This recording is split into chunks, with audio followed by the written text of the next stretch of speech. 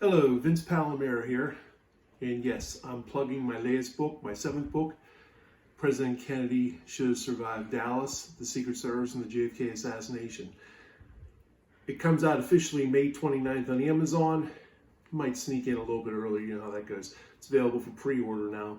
Response has been really good so far. I have some advanced copies that I've sent out, and response has been overwhelmingly positive, and I appreciate that very much from some seasoned researchers and authors and whatnot.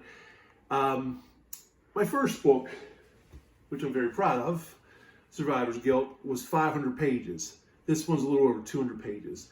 The only criticism I get about this one is, oh, you could, like Jim DiEugenia gave a really positive review. He said, you know what?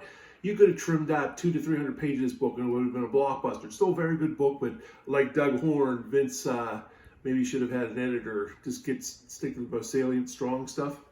This is what this does. But, can't emphasize this enough, this is not a rehash.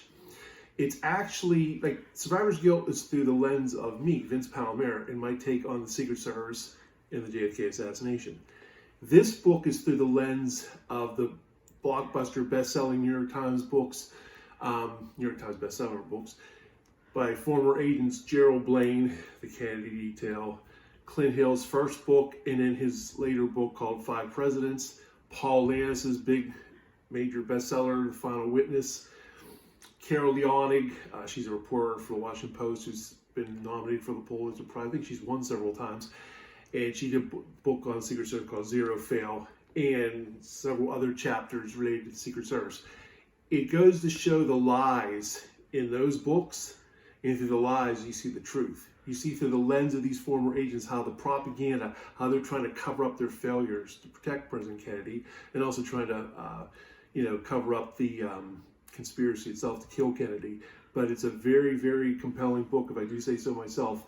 I think it really will hit you straight between the eyes, the evidence of, well, quite simply, President Kennedy should have survived Dallas. It's not Monday morning quarterbacking. Just using the Secret Service techniques they had at the time, President Kennedy should have lived.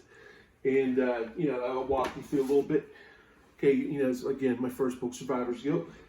And then second book was on the medical evidence. It's a reference book, JFK from Parkland to Bethesda. Okay. Third book, The Nazi Secret Service, is basically FDR to Reagan with some special emphasis on JFK.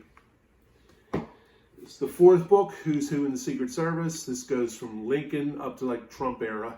The good, the bad, and the ugly of the Secret Service. This book is done very well, just like the first book, Survivor's Guilt, and my second book. This book is on the assassination, another 500-pager. This is on the assassination itself. So there's that. Then my sixth book, it just came out last fall, it's on the plot to kill President Kennedy in Chicago and other related matters. But again, just to emphasize, I want to appreciate all the overwhelming response received so far. And it's not even officially out yet. It's available for pre-order. It's coming out May 29th, 2025. It says, President Kennedy should have survived Dallas, the Secret Service, and the JFK assassination. Thank you for watching.